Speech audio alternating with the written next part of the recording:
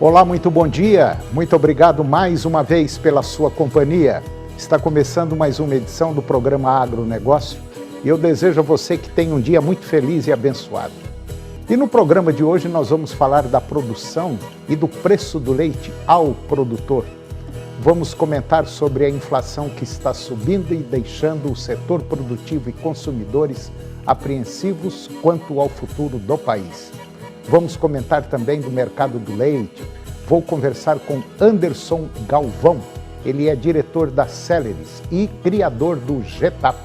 E nós vamos falar sobre o Fórum GETAP, que vai revelar os campeões de produtividade do milho verão 2024. E eu vou comentar de uma pesquisa, vamos falar de um teste que a Embrapa vem fazendo, a Embrapa Hortaliça, lá do Distrito Federal. Ela vem trabalhando em relação a uma variedade de alface. O programa Agronegócio já está no ar.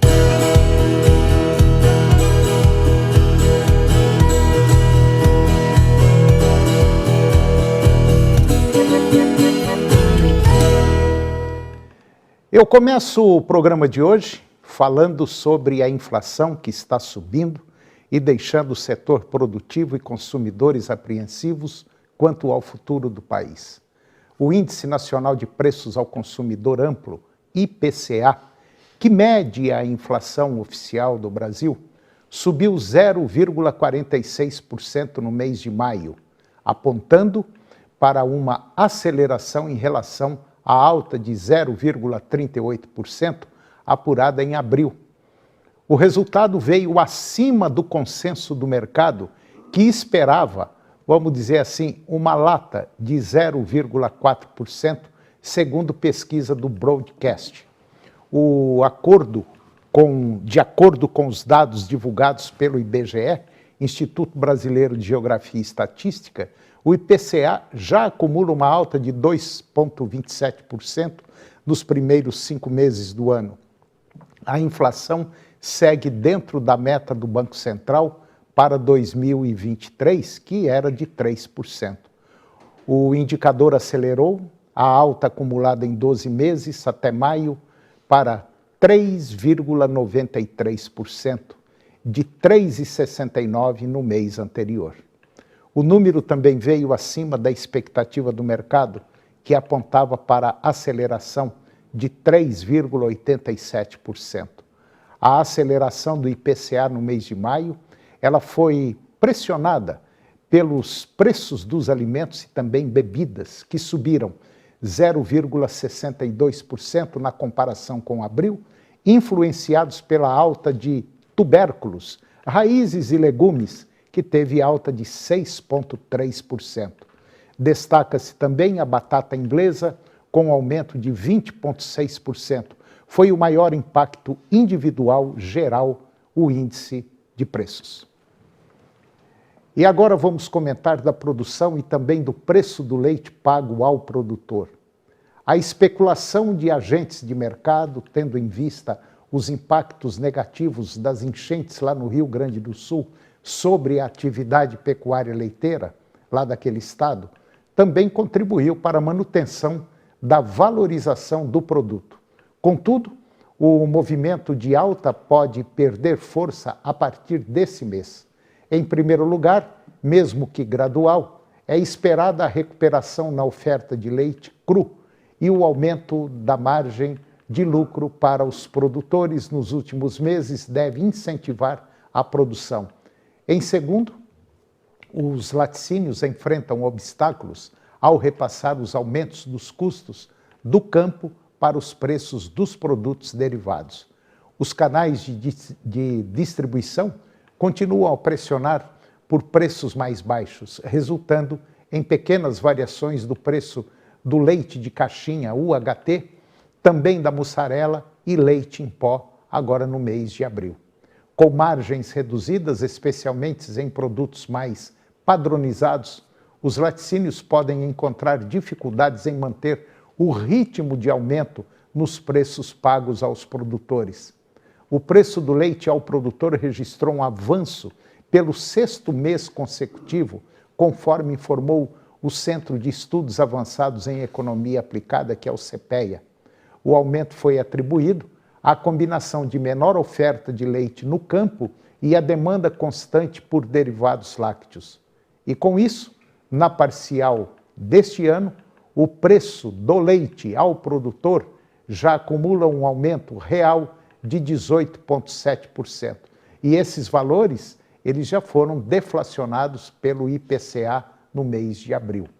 No quarto mês do ano, o preço do leite registrou um avanço de 5,1% em relação ao mês anterior, chegando a aproximadamente R$ 2,45 por litro na média Brasil do CPEA. A valorização do leite ao produtor, ela segue sendo explicada pela redução da produção.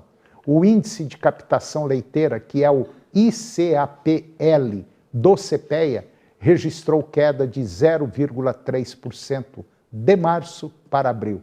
E no acumulado do ano, a baixa já bate em 7,8%. Além dos menores investimentos dentro da porteira no final do ano passado, o avanço da entre-safra no Sudeste e no Centro-Oeste tem prejudicado a oferta do leite cru. Como resultado, a disputa entre laticínios e cooperativas pela obtenção de fornecedores para garantir o suprimento de matéria-prima continuou forte, impulsionando o movimento de valorização. Esse cenário deve manter no mês de maio, reforçado pelas altas consideráveis nos preços do leite spot. E agora você vai ficar com o nosso comentário do dia. Nós falamos da situação econômica pela qual passa o Brasil. Confira.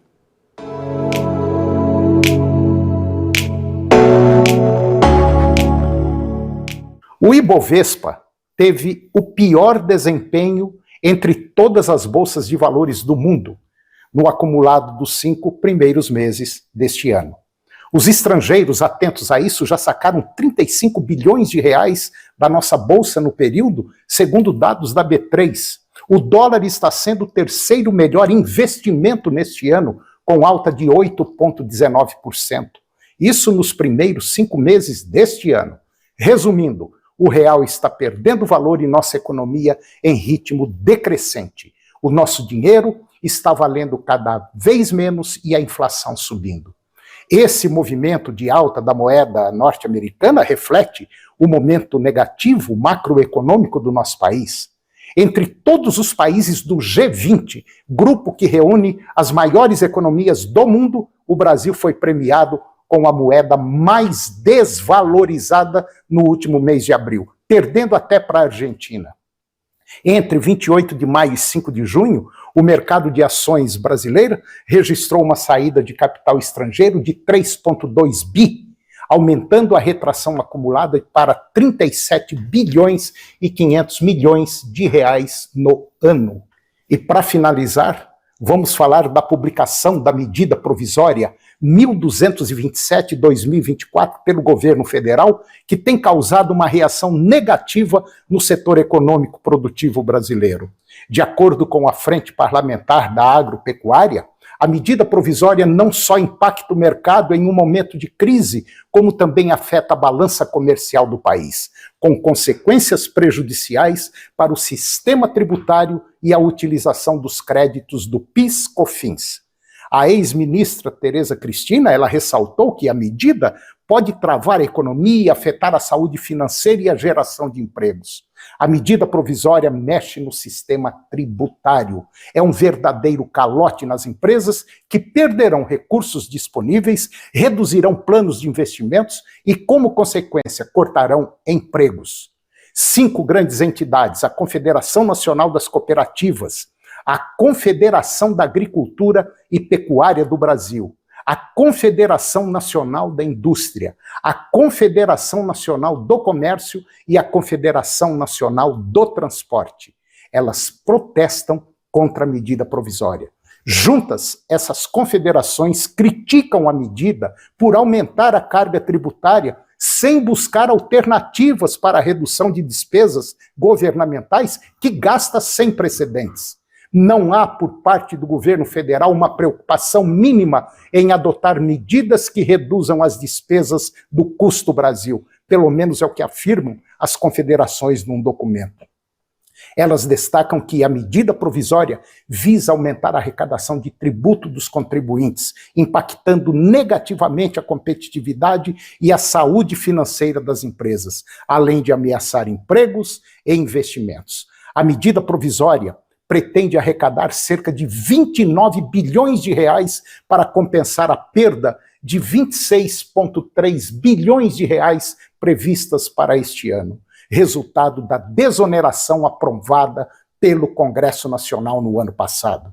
Seria muito interessante você, produtor rural, empresário e toda a população, que fique atenta a essa medida provisória, porque se ela passar, o rumo da história econômica do Brasil poderá dar uma guinada muito forte e afetar seriamente o setor mais importante do país, que é o agronegócio. E aí a população vai pagar um preço altíssimo para continuar sobrevivendo. A ex-ministra da Agricultura, Tereza Cristina, ela afirmou que a decisão do Poder Executivo representa um retrocesso para o nosso país. E por incrível que pareça, parece que o governo está fazendo tudo para arrecadar o máximo possível num curto espaço de tempo, sem se preocupar a mínima com a população, o desenvolvimento, o crescimento do nosso país. Muito obrigado e até o próximo encontro.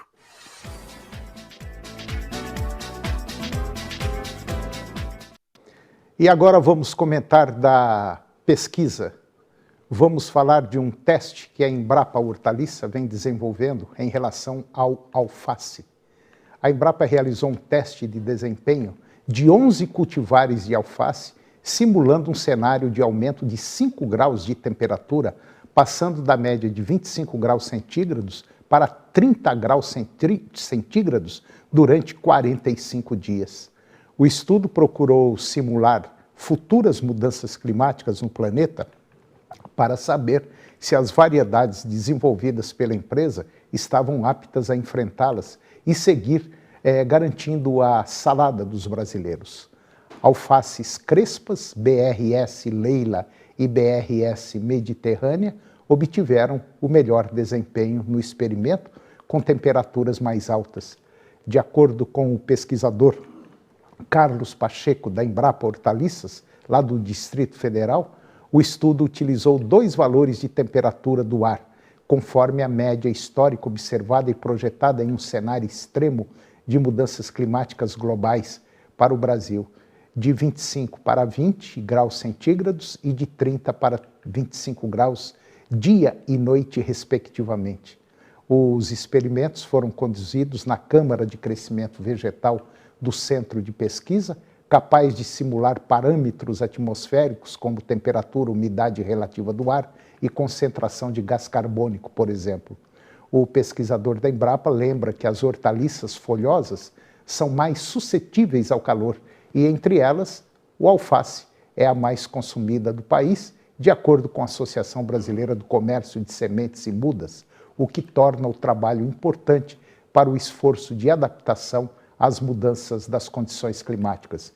E, neste momento, está-se trabalhando a tolerância ao calor e, na segunda etapa, deverá ser focado o estresse hídrico por excesso ou falta de água, envolvendo a tolerância à salinização, seguida pelo comportamento com relação ao uso de bioinsumos. E depois do intervalo, nós vamos comentar do mercado do leite e eu vou conversar com Anderson Galvão, criador do Getap.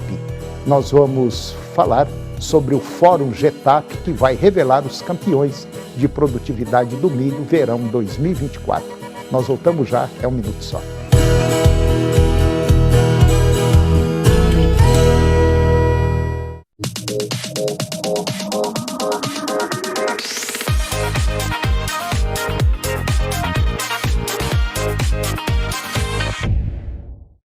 Rádio 99,5 FM completa 28 anos em julho. E para comemorar, está no ar a promoção Caminhão de Prêmios da 99,5 FM. Você pode faturar de uma só vez geladeira, fogão, TV LED, máquina de lavar, ar-condicionado, cama box casal com colchão, mini system e micro-ondas. Promoção Caminhão de Prêmios da 99,5 FM. Oferecimento Arraiá é Conveli e PPA. Tradição e qualidade Grupo GSA.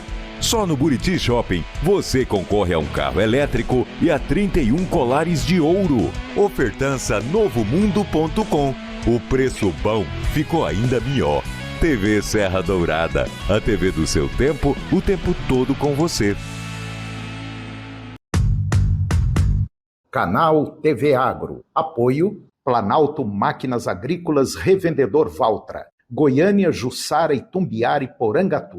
Estância Bahia Leilões. Nutroeste Nutrição Animal. Tecnologia de resultados a serviço do pecuarista. Volumoso X-Gold Pasto. Pátria Agronegócios. Consultoria especializada no mercado agropecuário.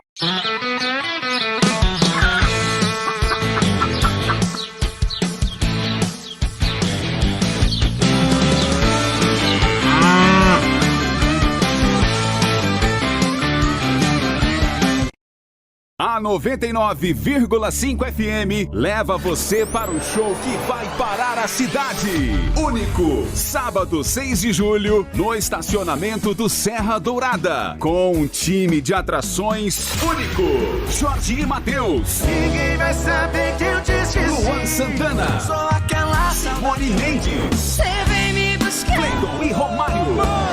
E Fred e Fabrício. É cada... Inscreva-se para concorrer a convites. Único Goiânia. Sábado, 6 de julho. No estacionamento do Serra Dourada. Com promoção da Rádio dos Grandes Shows. 99,5 FM. E aí, tudo bem? Eu, Luciana Finhold, passando por aqui para te lembrar que o Jornal do Meio Dia está maior, do meio-dia 15 até 15 para as 2. É a oportunidade de você participar conosco. 985-19-7000 é prestação de serviço, é notícia com credibilidade. Te espero. Agronegócio. Oferecimento Moinho Fino. Vem tomar um café comigo. Hidráulica Comercial Senador Canedo. Componentes hidráulicos.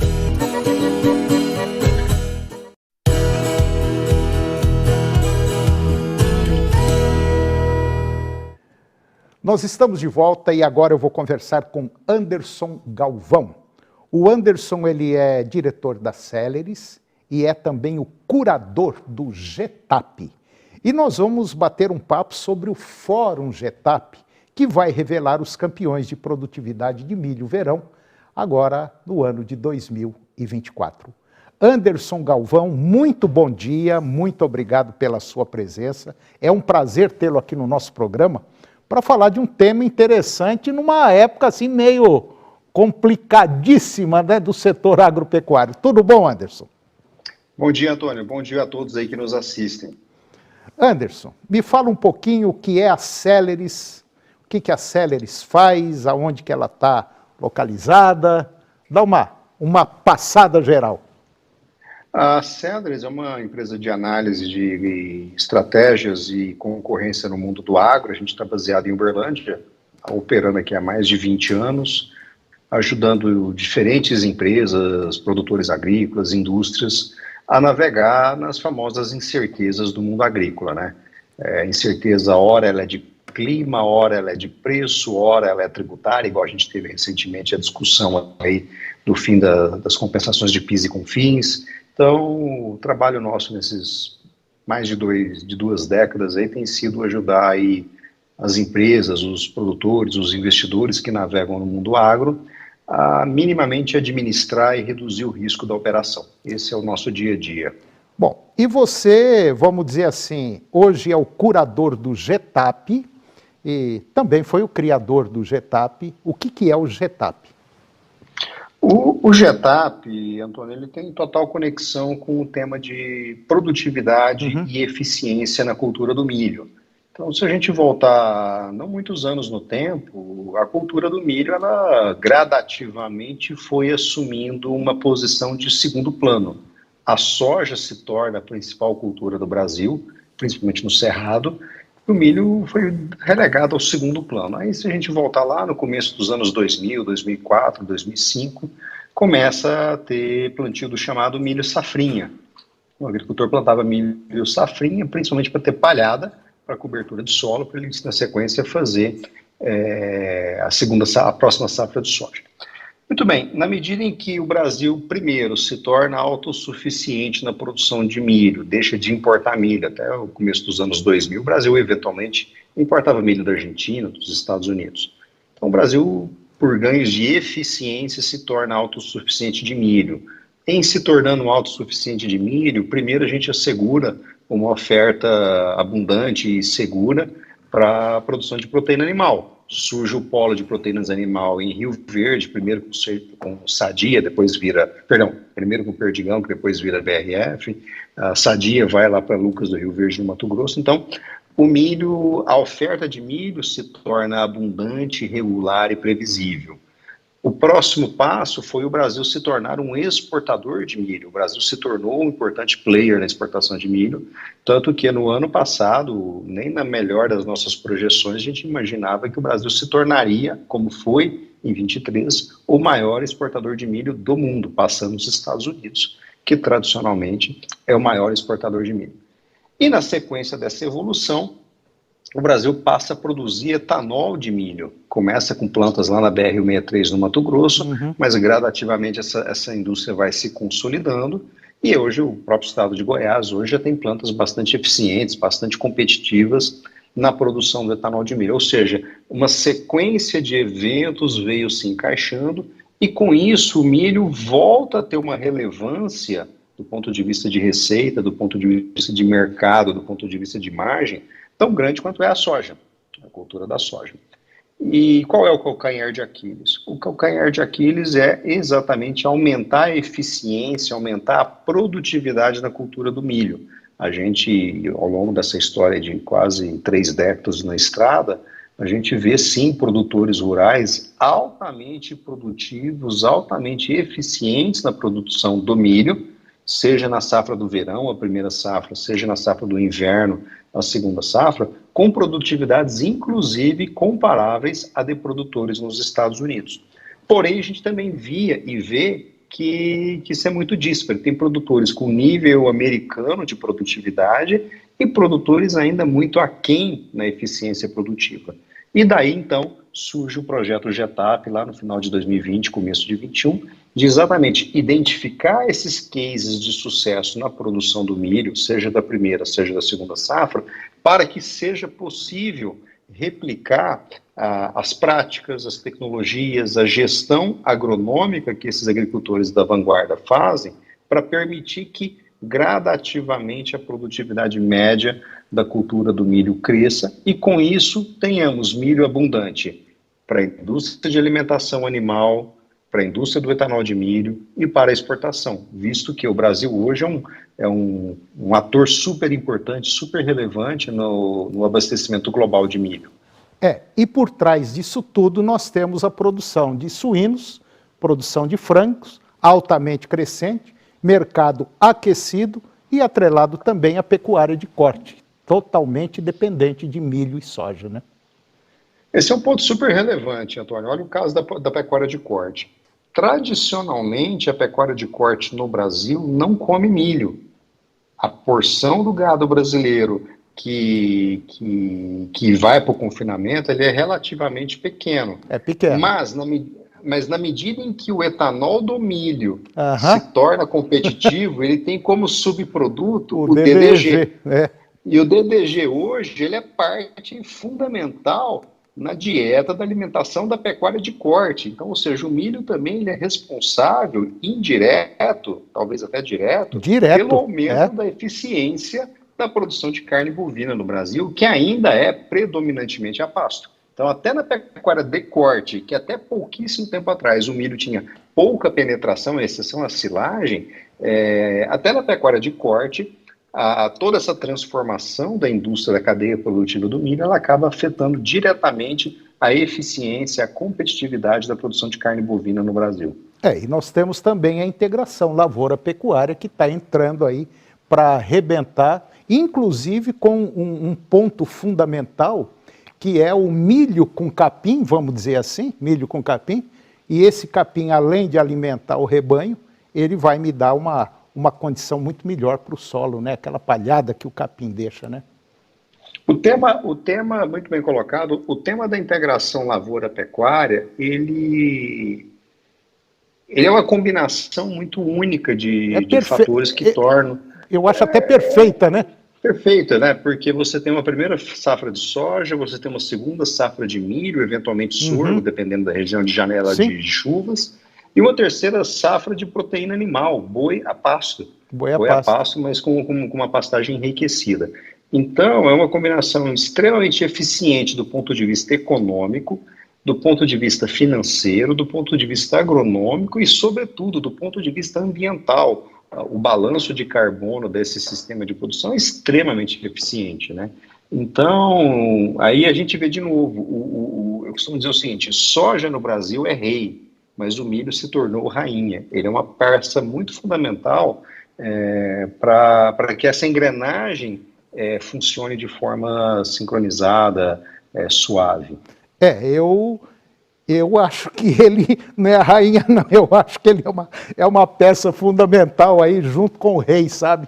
Porque eu acho que esse tripé, milho, soja, milho, capim, depois entra aí o boi, uma melhora substancial no solo. Nós temos uma produtividade maior da soja, automaticamente nós temos depois uma maior produtividade do milho, enfim. Eu acho que o Brasil, o produtor rural, a pesquisa está no rumo certo. Eu acho que a gente precisa dar um ajuste só na nossa política que está assim, eu não diria de mal para pior, eu diria de mal para péssima, ou de péssima para bem pior. Mas eu acho que nós vamos conseguir chegar lá. Eu acho que nós estamos fazendo o dever de casa, o setor produtivo, a pesquisa, e o Brasil hoje, queira ou não, é o grande supermercado do mundo, né? Sem dúvida alguma, o Brasil é peça fundamental em segurança alimentar global. Sim, global.